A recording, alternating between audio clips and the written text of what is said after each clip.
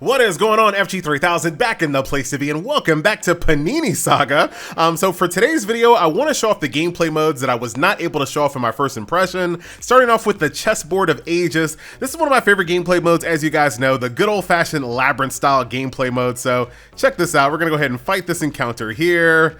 The interesting thing about this, and I'll show you when we jump back out. Oh, dude, this is like my old team. Let's go ahead and completely redo this. Here is my bootleg. Misfortune is my tank. We have our little support character right there we're going to put in the middle. I'm still kind of rocking a 4-1 faction, but hopefully we can change that. I do have enough currency to do a summon a little bit later in this video, so hopefully we'll get lucky. But pretty straightforward, right? Defeat an encounter, as you do. I'm using, oh dude, I got to change my artifact. So that's actually interesting. So it does keep track of the exact team that you use in the labyrinth mode separate from your campaign. So do keep that in mind.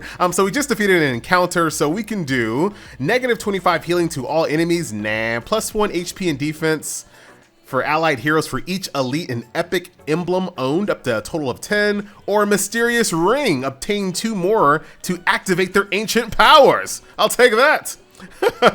So, all right, so here we are once again. I have a tavern I can go into. I have an encounter. What is this thing? An old magic box. So this is all RNG action. So inspiration after the battle begins. Dude, that was so quick. Or maybe I just read slow. Now, the interesting thing about this labyrinth mode, you can see I'm kind of on the far left of the screen. I can't actually reach this tile over here. So if I want to, like, let's say, for example, I wanted to go to that spot right over there, I need to kind of gradually move my character in that direction, because if I'm too far left or too far right, I can't reach those end tiles. But for this situation, I'm fine. So I'm just going to go ahead and fight this guy real quick and do another little piece of combat here in the chessboard of Aegis, but pretty straightforward, right? Your good old-fashioned labyrinth mode. I love all the cogs and spinneroonies with my ultimates, dude. Pretty standard labyrinth mode, available every 48 hours. I'm going for, oh, there goes another ring. So the Ring of Supremacy, doubling the potency of their bonuses. Dude, I got 2 rings already. Very cool. I'm gonna go for the mysterious box, because why not? Just good old-fashioned RNG, I love it. Boxes, what? I didn't know that was an option, dude. You can get bamboozled for real. Okay, that was a little rude. So I'm gonna start trying to mosey on over back to the right side of the map. And let me switch my artifact to my Molten Dragon so you guys can check that out. So Misfortune with the cannon from nowhere, you love to see it. Oh, he's already showed it off. Dude, I was trying to show it off. Well, here it is. Pretend you like you've never seen it before. Molten Dragon attack, very straightforward. So do that once every 48 hours. Here's another mysterious ring. I'm just taking all these mysterious rings for whatever reason.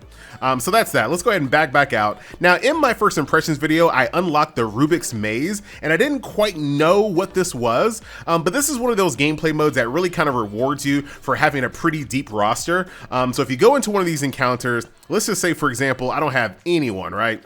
Let's just get rid of everybody on the board. All right, so this is what I want to do. I want to obtain victory, obviously. I want to have at least 1 heavy on my team, and I want to end the battle in 60 seconds. So if I hit quick deploy, the game will automatically try to find the things needed to get that 3-star, right? So this one was pretty easy. Of course, I'm going to bring a heavy. So that one's not too hard, but let's do a couple more here so you can kind of check this out. So down you go. Now, as far as like idle games are concerned, I think this is going to be the one I'm going to play for the next little while. I don't know. I can't define little while. Don't put me on the spot. But I always like to have an idle game kind of like on the roster. So this one seems fine. This is probably the one I'm going to play for a while. So deploy at least 1 Dracona member and use heroes from 3 factions, right? Hit that quick deploy. The game automatically has 3 factions on the board, plus at least 1 from the Dracona faction. And there you go. So once again, this is a type of gameplay mode that just kind of really rewards you for having a deep roster and making sure that you're utilizing your little classroom, which I'll show you here in a second. And once again, the game does remember the exact parties that you use in gameplay modes, because you see I went back to my little Lightning Phoenix as my artifact. So I do like that. Nice little streamline, a little quality of life. You love to see it. Let's do one more. That's super easy once again. Oh, dude, that lady had a Doberman that she kicked. What? As soon as battle started, she literally kicked the Doberman. And now the Doberman is like super sad. What an awful character, dude. Why she gonna bring that dog around some killers? You know what I'm saying? I can't hold back. I'm sorry, puppy. Down you go. Very, very nice. And let's see, I'm gonna just peep to the very next one just to see what's in there. Just to see if it's gonna be something kind of difficult to obtain. At least one light hero. So far so good. But as you can see, you can keep going up and up and up. Can I see that, FG? Are you actually showing us something? Nah, dude, you can't scroll up for some reason. But there's more encounters, so they get a little bit more and more intricate as you move along. You can use that currency to buy things out of the shop to increase the power of your artifact, EXP, things of that nature. So pretty straightforward. And like I said, this feeds into the Sage Academy, which is right over here. This is where you can place units in school, and basically they match the level. This is kind of like all the other idle games where there's a feature where you can kind of match the level of the lowest level member on your team in order for you to have extra characters without having to level up extra characters. And that's basically what Sage Academy is in a nutshell. There's a little bit more to it, but that's pretty much what that is. And then lastly, you have the Spire of Time, which is kind of like a single use labyrinth mode, I would say. So now we're looking really Fire Emblem heroes. Like, dude, like what is going on here? Really Fire Emblem heroes. But I'm gonna go ahead and move up an encounter here. We'll go ahead and fight Feetsies McGee here. I'm gonna switch my artifact to the Molten Dragon. And let us go. A lot of stuff going. I like the fact that all of these ultimates are just so screen filling. Like when you have somebody on your team, you see it. I'm gonna skip the story. Who brought this baby here? What is this? Oh, this is one of the labyrinth style in bonuses here. So crit to heroes, or yeah, we're gonna go for critty 80. So basically what I'm trying to do here, I'm trying to find some treasure chests, defeat some encounters. I don't really care about these, what is this all about? The Dazzling Star Altar. Use it to restore some action power. I'll take a little bit of action power there. There's one of the treasure chests over there. Once again, get this baby out of here. I can't be responsible for that. Let's defeat this encounter. I want to get at least one of those treasure chests to see exactly what's in it. But this is basically mid-game content. This will take you, probably right around that 2 to 3 day mark, depending on how hardcore you're playing or if you're free to play, to start unlocking this content. So far, still pretty decent. I haven't found any gameplay modes that I just found to be super tedious as of yet. Especially with a gameplay mode like this, where you pretty much is a one and done. This is something that you can do while you're kind of stuck on a stage. You know how idle games are. You'll get to a point where you're stuck on a stage for like a week. At least you can do something, unlike Memento. Like Memento, dude, I don't even know why I still got that game installed. Nothing's going on right now. Energy Spring, I'll take that. Oh, dude, there's a Dread Banshee right here. Caught you. Maybe I wanted to be caught. You know what I'm saying? You know what I'm saying? Let's go ahead and defeat this boss monster real quick. I want to get one of those treasure chests. Very cool. Easy clap, dude. And that, I think gameplay modes like this are so needed in idle games, because idle games really have a way of making you feel weak a lot. Because no matter what you do, you're going to eventually hit a stage where you just get completely rocked. Dude, some purples though. Purple crossbow and a purple little, what do you call those things? Crystal balls to tell the future. Very cool. And some red portal. I don't know if I want to jump in this. I should have read. But I ain't got time to read. But like I said, I think idle games really stand to do well by having gameplay modes like this in the game. Something to make you feel a little bit more strong. Because once again, idle games, dude, you're always going to hit a brick wall. No matter how much money you spend, no matter how long you play, no matter how much you min-max, you're eventually going to hit a stage that smacks you in the face. So gameplay modes like this, I think, are super important. And I just died, dude. Little did I know that if someone dies, they die. Any resurrection stuff here? You look resurrecty. No? Dude, let me grab. I should have been grabbing some of this meat. What was I thinking? All right, well, don't do what I did. Actually grab the meat. You know what I'm saying? Let that be a life lesson. When all else fails, grab the meat. Dude, it's Saturday. Sometimes I say dumb things. Okay, so I lost someone there, right? But luckily, once again, I got my Sage Academy in the place to be. So I can replace my fallen tank with bootleg Fate Grand Order main character lady. Very, very cool. And we just keep it moving. I wasn't going to defeat this entire thing, but I kind of feel like I want to now. Yeah, plus 10 damage to my cloth class heroes. My entire back line is cloth classies. All right, so let's defeat this encounter. I want to open up this treasure chest, and then we'll see how far along I am until I 100% this little area. But I think as far as like my squad is concerned, I'm very happy with their synergy, their power, their ultimates, their skins. So far, so good on my squad here. Don't feel the need to switch any factions just yet. And I get a, you get a nice taste of variety here with the Sage Academy. So not too bad so far, Panilla SAGA. All right, so this guy dead. Ooh, whenever an enemy hero is defeated, all allied heroes receive a boost. I like that. Oh, wait a minute. Chimera. Allied heroes' basic attacks have a chance to poison. Let's go for Berserk. I like Berserk. Gatsu in the place to be. All right, there's a treasure chest. Let me go out for a second. So there's one more treasure chest on that stage, and you kind of see exactly what you need to do in order to defeat these. You can leave it at any time. This doesn't cost stamina, obviously, because it's an idle game. So it's just something to do while you're waiting for your power to increase in order to continue pushing campaign stages.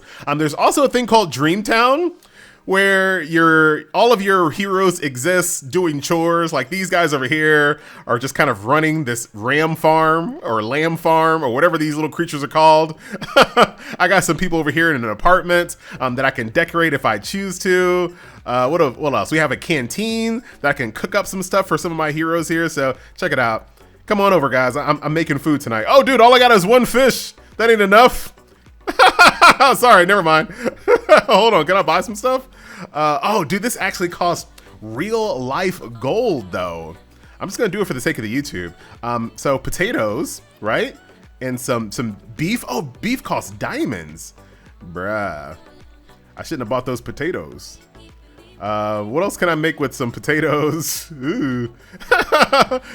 So we got some fish. We got some potatoes, some corn. I still need one more thing, but you can cook up stuff for your allies there. So we also have like a coffee shop that'll unlock a little bit later on, a dojo that's gonna unlock. So a lot of stuff going on, a greenhouse, also a hot spring, you know what I'm saying?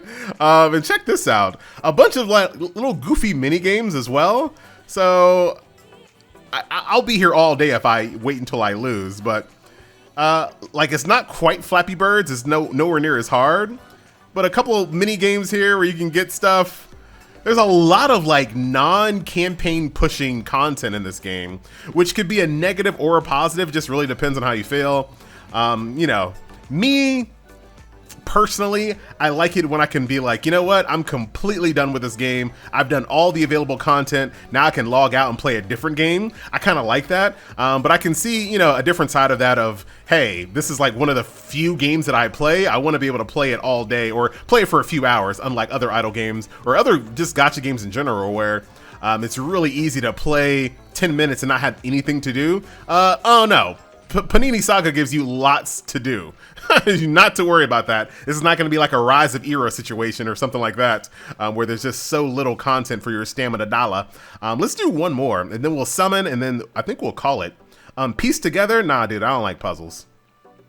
At all. That's under construction. Ah, come on, dude. What's the first one? Noisy escape battle. Oh, yeah. So watch this. Eventually you start getting chased by dudes.